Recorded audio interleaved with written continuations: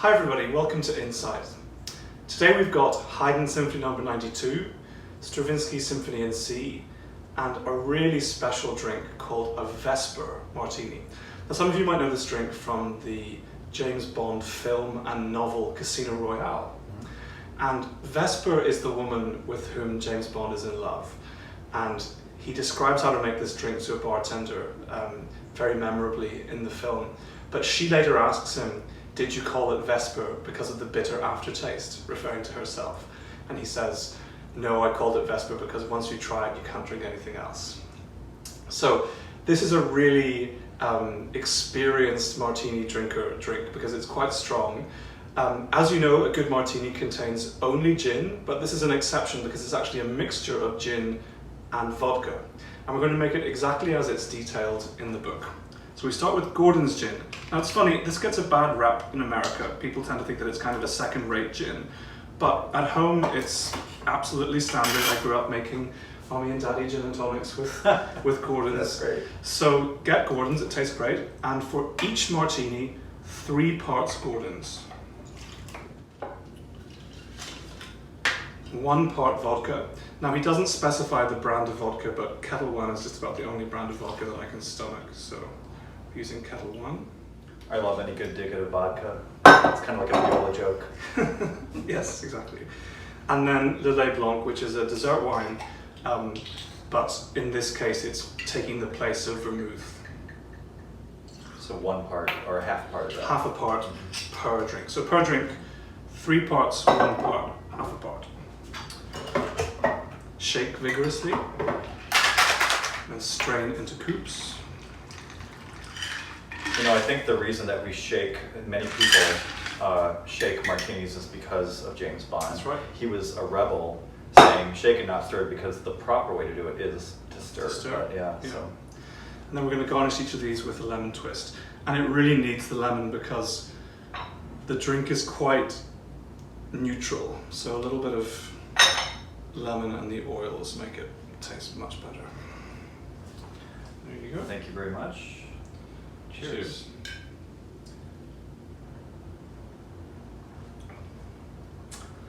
Yeah, that's really good. Nicely It's done. very smooth, isn't it? I don't think I've ever had it with Gordon's before. It tastes a little bit of the bite away. It does. Yeah. So good. So we have another exciting weekend of classical and neoclassical repertoire like we did for the last masterworks. This time with Haydn's Oxford Symphony and Stravinsky Symphony in C. Let's start with the Haydn, even though the Stravinsky is a really weighty piece, a lot to talk about. Where does this Haydn Symphony rank amongst his 104 for you? It's a leading question. Yeah. I think 92 is my favourite Haydn Symphony of all. Now that immediately begs the question why, and it's very hard to talk about these symphonies of Haydn's without disappearing into musicological whole. Yeah. So it was written in 1789 for a Parisian count before any of the London symphonies were written. And then in 1791 it was played at the ceremony in Oxford at which Haydn was given a Doctor of Music degree. It wasn't written for that occasion. That sometimes gets confused. Haydn agreed to conduct English musicians at this ceremony without rehearsal. So they had to have a piece that was ready beforehand so that they knew it already. So they did 92. So it's in G major. The first movement has my favorite slow introduction in any Haydn symphony, unbelievably beautiful, tender music. And then a typical Haydn first movement where both the first and second subject use the same music. There's only 1 theme instead of 2 themes. The only difference is that one's in the tonic and one's in the dominant. So he's already playing against the conventions that he himself primarily codified. That's right, yeah. Yeah. And the second movement is a very beautiful adagio. It's a piece that has 1 flute, 2 oboes, and 1 bassoon. And that features a really beautiful quartet of those 4 in the middle. The minuet, another completely unforgettable minuet. How Haydn wrote all these minuets, and a minuet's just a dance in 3, although this one's actually in 1 because it's quite fast. Mm-hmm. But you know, all the string quartets have them, many of the piano sonatas do, and all the symphonies, and yet every single one of these literally hundreds of minuets, is distinctive and memorable. What's interesting about this one is that in the second part of the trio, he deliberately tries to obscure where the first beat of the bar is, so that you kind of get lost. Yeah. And the trio being the middle section within this movement. Within the minuet, Yeah. And he's really good at it. I mean, every time I've conducted this piece, I've had to just kind of close my eyes and count 1, 2, 3, 1, 2, 3, 1, 2, 3, to put the beat in the right place, because it's designed to make the audience laugh. And in a time when people were so familiar with these forms and were listening to them all the time, it would have made them laugh. And Haydn was very famous for being funny, and I think that's really interesting how music that doesn't have words can be funny, but it's because of the way that it plays with the expectations that you are created from, hearing this style of something over and over. That's really what humor is, kind of, is playing against expectation. Yeah. And then the finale is very funny. It's this funny little tune over a bass line that goes which begins in the cellos, but Haydn had a really brilliant second horn player in Esterházy, the court at which he worked, and he often gives that to the second horn. So if you watch the second horn, you can see his cheek muscles working all the way through. We've played it before. I'm really looking forward to bringing it back here, and it's a very exciting way to end a concert. I really like ending concerts with Haydn, because so often we think of him as this kind of sour medicine that we have to digest in the first half before we can really enjoy ourselves in the second half. Right. And there's something very nice about placing him where he should be, as the kind of beef steak of the concert instead of an appetizer. Yeah, that's a great point. So the concert begins with Stravinsky Symphony in C, which we were set to perform this past March as part of the program we were taking up to the Kennedy Center. It's a phenomenally interesting piece that was, you could hardly conceive of a standard repertoire piece that was written under more extreme circumstances. So he starts writing it in Europe and ends up in Los Angeles. So walk us through sort of not only the geography, but also what's going on in his life and how that sort of is embedded in the piece itself. So late 30s, Stravinsky's in the middle of his neoclassical phase. Stravinsky's music is in 3 periods, just like Beethoven. Early period, which all sounds very Russian, Petrushka, Rite of Spring. Neoclassical period, where he began to look back at models from the classical period, but also sometimes the Baroque period, and reuse those, re-energize those forms in his own way. And then the late music, from after the Rake's Progress, so 1955 roughly, to the end of his life, when he wrote serial music that sounds nothing like Schoenberg's serial music, that sounds only like Stravinsky. Yeah.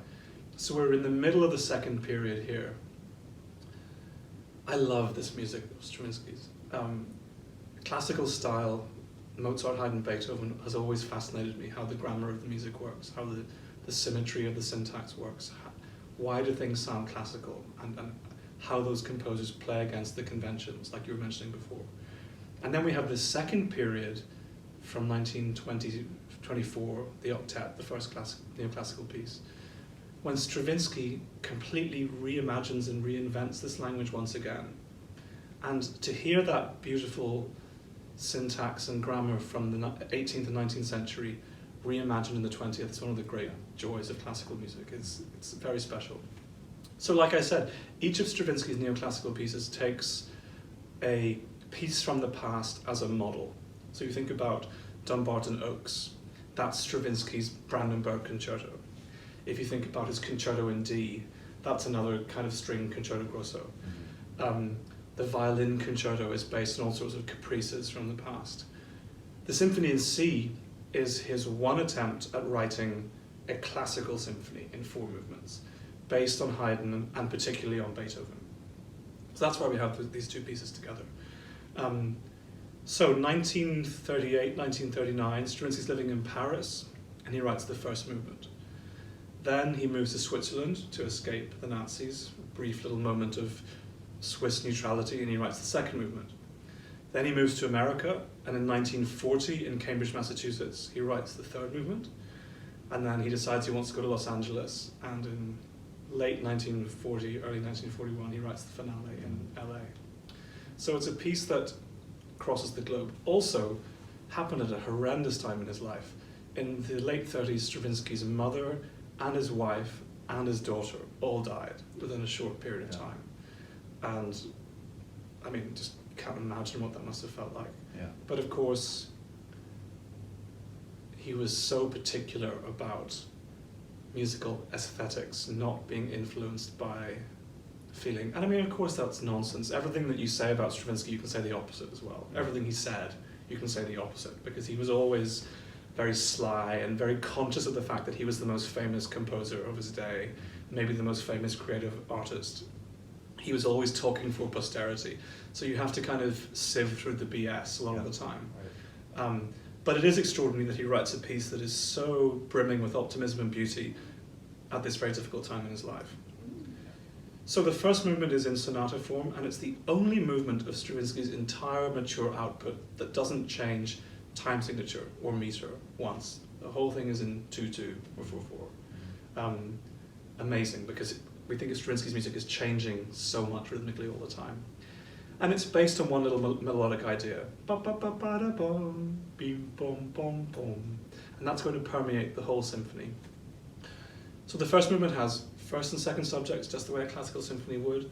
It's for a classically sized orchestra. It has a development section where it gets angry and Beethovenian and heavy, and then a recap when we hear the music from the beginning sounding totally different now that we've worked through it. Right.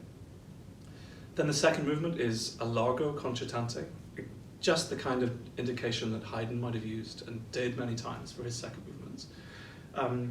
And this is where we see Stravinsky's absolute mastery of his version of classical style. It starts with a very beautiful oboe melody, but the way that the wind instruments curl together and the way that he writes for the strings, you can tell that he's absolutely absorbed or drowning, if you like, in classical material and in the style and the ethos and the aesthetic of that time. Very beautiful. Then the third movement, so we've crossed the Atlantic now to Cambridge, Massachusetts. In contrast to the first movement, one of the most complicated rhythmical things that he ever wrote. Never stops changing time signature. And it's full of musical trompe-l'oeil. What I mean by that is, you'll get rhythms. This is really hard if, like me, you got to know this piece when you were a child with a recording and never saw the score. Yeah. So you've learned to hear it one way, and then you see that it's written a completely different way, just the way Schumann did in the Spring Symphonies, full of stuff like that. So you have to work really hard to conduct the rhythms as they're written. For example, it's full of things that sound like da-da-da-da-da-dum, da-da-da-da-da-dum, that are actually written da-da-da-da-da-da. Mm-hmm. See? And it completely goes against your sense of how you knew the piece. So that's a very treacherous movement. I've had to conduct it in conducting competitions a number of times because it's really, really hard. But a scherzo full of what you'd expect a scherzo to be, full of surprises and unexpected turns. And then a finale that sums the whole thing up. It starts with a kind of growling bassoon duet that could sound like Dufay, some like weird music from the past. Mm-hmm. And then we have an allegro based on its own material, but about 3/4 of the way the allegro breaks off, and we hear a slowly moving wind chorale, like a hymn tune for the wind instruments. And as we're listening to that, we eventually realize that what we're hearing is da da da da da da from the first movement, except slowed down a million times. Yeah. Boo, boo, boo, boo, boo, boo. Yeah. So that comes back, and then the music from the first movement comes back at the right tempo, and we feel this huge journey from the first movement all the way to the finale. Then the chorale comes back again, this time slowed down almost to stasis. And there's something very sophisticated about this music. It's very jazzy, that's why we had it in the program for Shift. Yeah. But you can imagine Stravinsky sitting at the piano, playing these chords over and over again, and deciding, will I have a ninth in the inner voice, will I have a seventh, where will I put the seventh, and how will that change the color of this chord? Loves those ninths. Yeah, I mean the voicing is just spectacular. And the piece ends like that with this kind of iceberg, like jazz iceberg hymn tune. And then at the very end, the strings come back in, boom, with this fast bow accent. And then the piece ends. And it's amazing. It's like nothing else in music. Really one of my favorite pieces in all music. Yeah. Treacherously difficult. I have to say that I'm nervous about next week. Yeah. Particularly on these shortened rehearsals. You know, we can only have 90 minutes for rehearsal instead of 2.5 hours per rehearsal. For safety reasons. Because we can't have a break because of where do you go during the break, all this kind of stuff. So we're up against it, but it's going to be a really exciting experience to play this piece together next week. Yeah, I'm very much looking forward to it, and it's exciting to hear you talk about it with so much vigor and passion, and it's clearly going to show in the performance. I love hearing all these things you talk about in the Stravinsky.